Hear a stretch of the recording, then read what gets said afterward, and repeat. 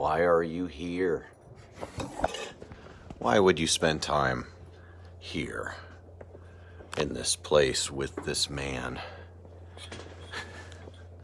I mean, why would you do that? Why would you be here? Why would you spend time in this place with this man? When I do these videos, I'm doing them in my workshop, which has become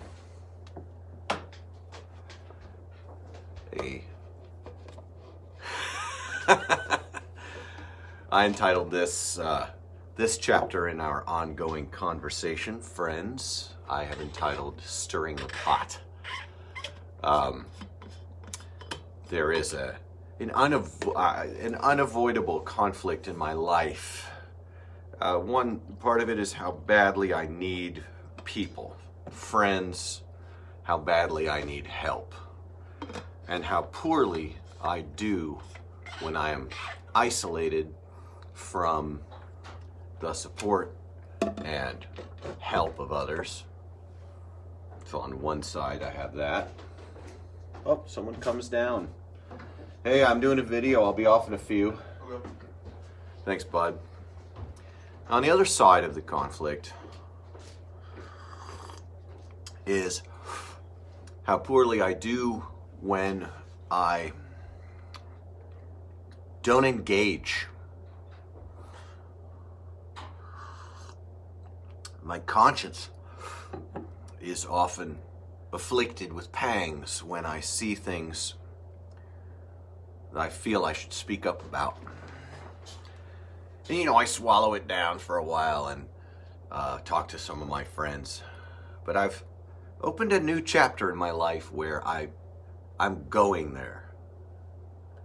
Seems like one of the spoken and well-enforced rules of our world is don't speak up against the mainstream. Don't critique. Don't criticize. Don't offer alternatives of thought through speech, but only through quiet example.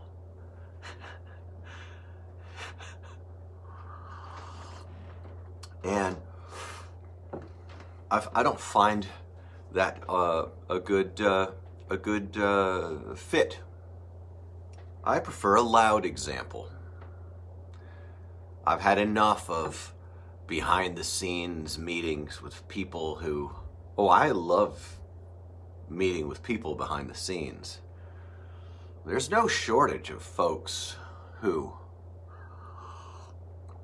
feel just like I feel, or who are stoked with the things I say. There's no shortage of folks who enjoy, what's up, Kyle? Who enjoy the strength of argument that I'm offering to the skateboarding community. I'd have to say, if I went by feedback, I've got a ton of really supportive folks out there who are at least willing to private message or say in person that they appreciate me speaking out on this or that thing. Even when they don't necessarily agree, they can see value in somebody raising a voice and a cup of warm coffee to offer an alternative perspective on a skateboarding mainstream that is, well, in my opinion, relatively pathetic. Looks like Dave Birkeland really likes his marijuana. He's filling my feed with hilarious pro-pot puns. I love you, Dave. Thanks for being here, bud. I wish that we could preserve the chat when this all goes into the what do you call it? Archive on YouTube. Oh, he doesn't smoke pot. He has COVID and he's bored. Dave Birkeland, you rule, dude. I have COVID and I'm bored. Dave, I hope you're doing okay. Would you drop us a comment and let us know how you're doing? God bless you. COVID 420. Everyone, these are great comments. You guys are brightening my day. I was not enjoying this day because I was on the one side, yesterday I did a relatively controversial post that definitely put specific people in the industry on blast. And I'm going to definitely be doing that. That's a thing. And I know that it's going to cost the goodwill of powerful people to a certain degree. I happen to wonder, though, whether it's going to do that. I wonder whether certain folks in the industry are actually down with some more robust engagement. I don't think it's a given that yesterday I was speaking directly to some of the public claims of Paul Schmidt. I'm not convinced that he won't find a way to sort of like that, and that he and I might not be teaming up one day. I can't. I've been with Paul too many times in person, and we've enjoyed each other, and I just saying, COVID 19-inch wheelbase. This is great. Thank you all. You guys, you've made my day. I knew it was a good idea not to quit.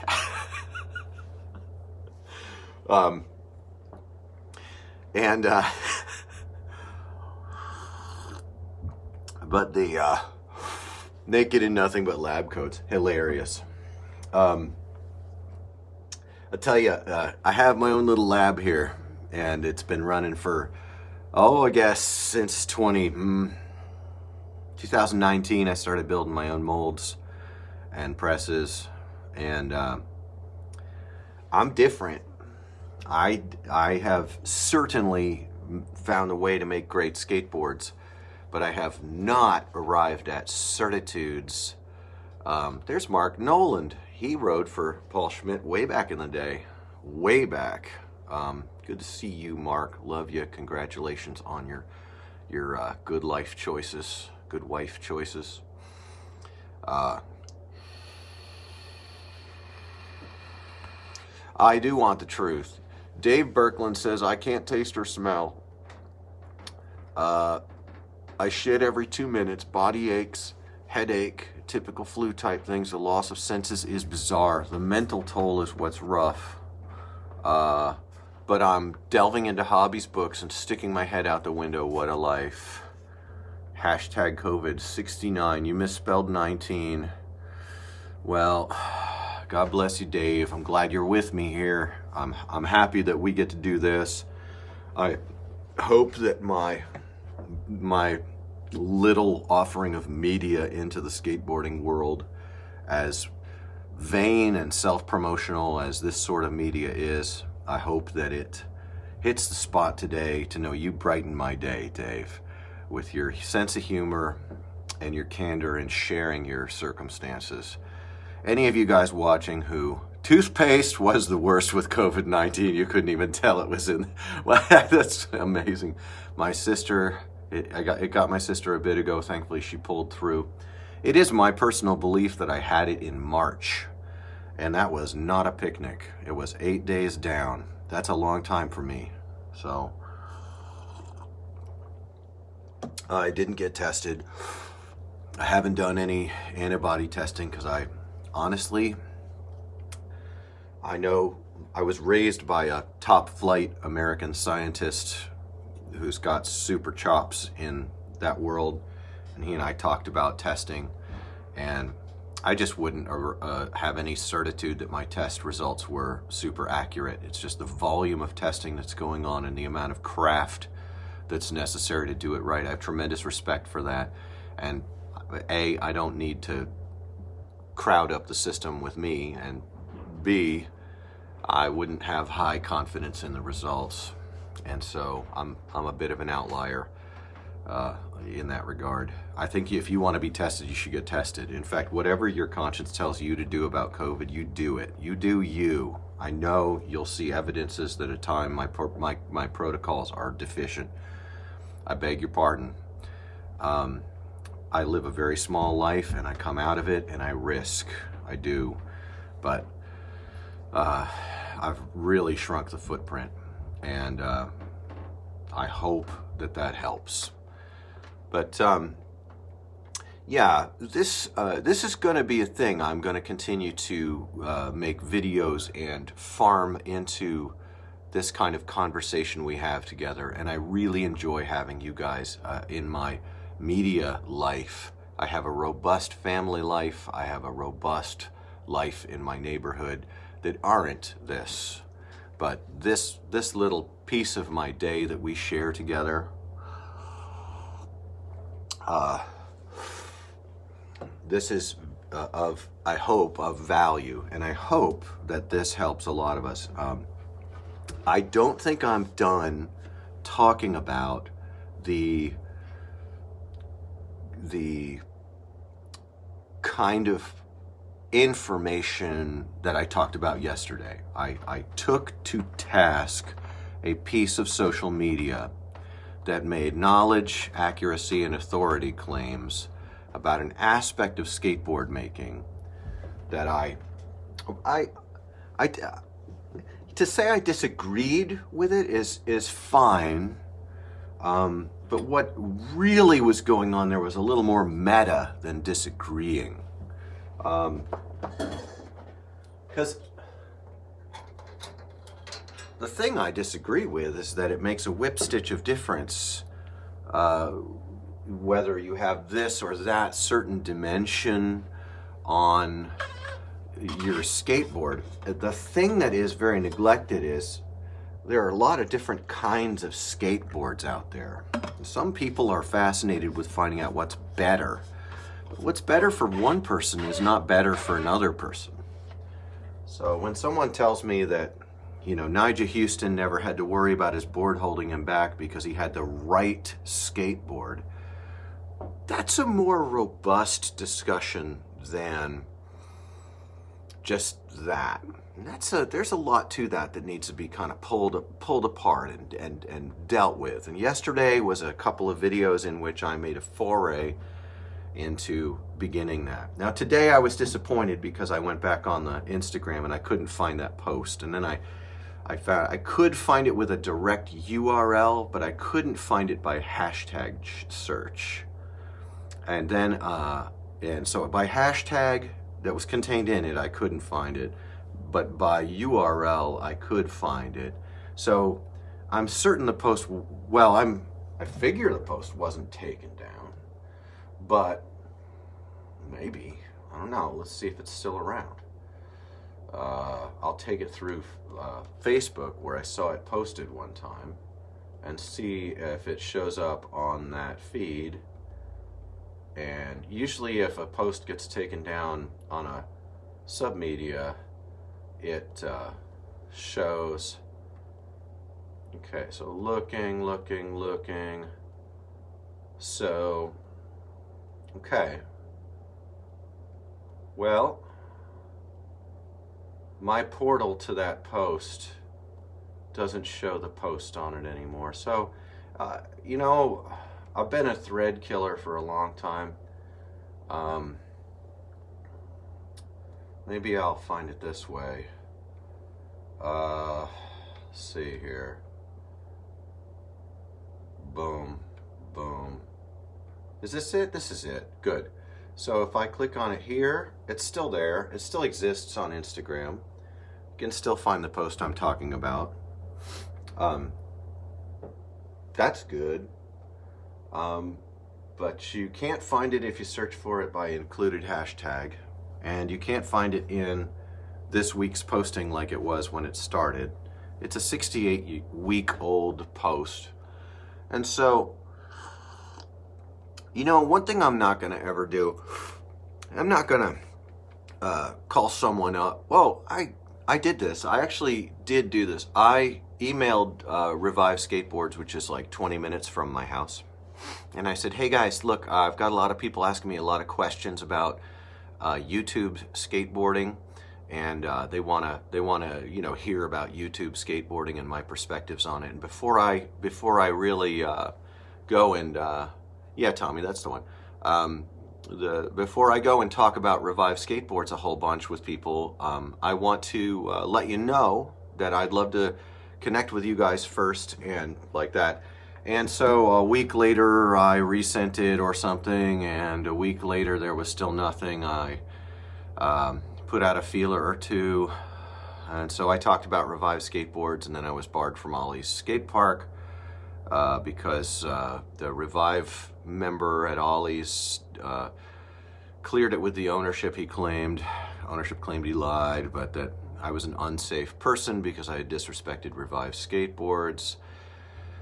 So that was a bummer. Then Ollie's got sold, and then the owner of Ollie's went to prison for hurting kids. So I guess missing that day at Ollie's wasn't such a big deal. It's crazy, man. But there's a lot of stuff we should be talking about, in my opinion. And you come here to hear me do that. I'm going to continue to do it. And it's going to get frisky. It's going to stir the pot. And I think that's why you're here. I don't think you came here for the 9 Club. You know, a couple of good old boys talking about the good old times. That's not what we're here for. We're here for stirring the pot, talking culture, taking names. So I just wanted to check in with you guys. Because the positive feedback I get challenges me. And controversial opinion number 47 is way easier to step up board wheelbase sizes than step down. Okay, so I was punching holes in the helium ceiling yesterday about wheelbases. And here's a fact. Every board that's of a different dimension rides differently. You might have some beliefs. You may have fetishized the size of your board and its dimensions, and that's fine. But not for a second is there a correct size board for you. If you get on a giant sized board that's really long, you're going to find out it does certain things for you better than your other one did, and that's just how it is. My conclusion was quiver up. Get yourself a bunch of boards and have yourself a bunch of fun. Anyone else having trouble with sound? I've got one friend who's got no sound on his end. Let me know, friends, before I continue, whether there's a sound issue. Good to see you, W. Dean.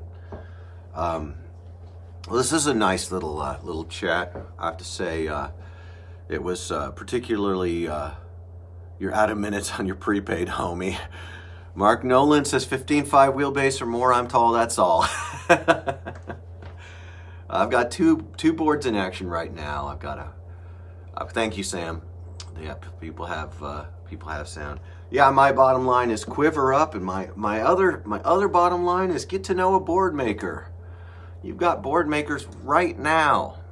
They're on the line waiting for your call. You've got board makers out there who are happy to know you. A lot of these people are high integrity individuals, and they're dying to make you something special. Get to know a board maker. And you know what's funny is I'm not in business right now.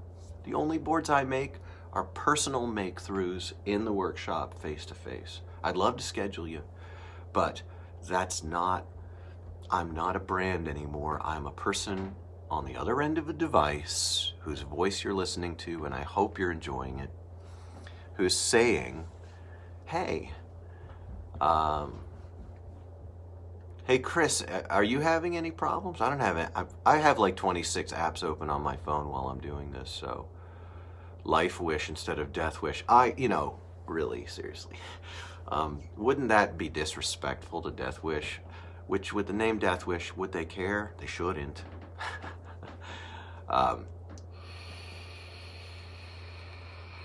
Great. Well, it gratifies me to have spent these few minutes with all of you. I'll be posting everything I did today up to YouTube. Right now, that's where you can go to listen through in a row. That's where you can go. I'm actually going to make a playlist for every time I pick on poor Paul Schmidt. And also I'm making a second playlist for every time what was that second playlist? So funny. My library. And every time I pick on poor Paul Schmidt, and every time I talk about YouTuber skateboarding.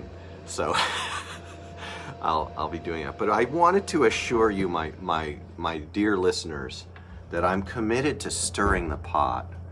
I am completely sick and tired of companies that make horrible pablum, pre-chewed food, skateboards and skateboard culture, occupying all your bandwidth with their constant propaganda, trying to convince you consistently that there are no other options and that nothing else is valid or legitimate. And I just think that is awful, and I feel like they're robbing us.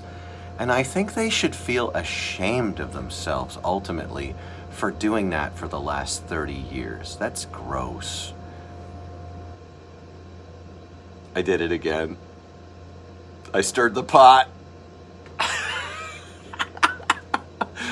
All right, much love. I'll be back soon, probably another 2 videos today, so put on your big boy pants.